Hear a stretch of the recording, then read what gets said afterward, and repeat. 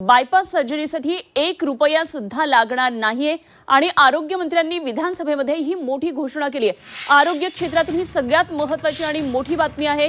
Bypass सर्जरीसाठी आता 1 रुपया सुद्धा लागणार नाहीये।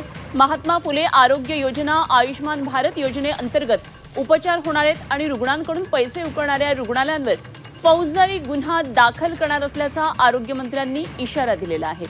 प्रकाश आंबेडकर यांनी ही मोठी घोषणा विधानसभेमध्ये केलेली आहे आणि आता बायपास सर्जरीसारख्या महत्त्वाच्या आणि कठीण सर्जरीसाठी 1 रुपयाचं सुद्धा शुल्क लागणार नाहीये आणि आरोग्य मंत्र्यांनी विधानसभेमध्ये या संदर्भातली मोठी घोषणा केली आहे। महात्मा फुले आरोग्य योजना आयुष्मान भारत योजनेअंतर्गत या संदर्भातले सर्व उपचार होतील आणि रुग्णांकडून पैसे उकळणारे जे रुग्णालय आहेत त्यांच्यावर फौजदारी गुन्हा दाखल करणार असल्याचा आरोग्य मंत्र्यांनी इशारा दिलेला आहे।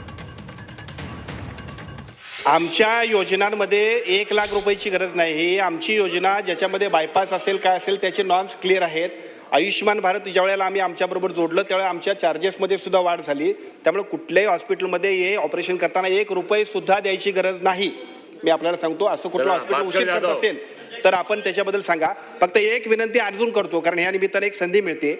या सगळ्या योजनेबरोबर आपल्या प्राथमिक आरोग्य केंद्रापासून ग्रामीण रुग्णालयामध्ये, प्राथमिक आरोग्य केंद्रामध्ये, उपजिल्हा रुग्णालयामध्ये सुद्धा ही योजना आपण प्रभावीपणे राबवतोय। त्यामुळे त्याचा वापर आपल्या मतदारसंघामध्ये करण्यासाठी सुद्धा आपण पुढाकार घ्यावा।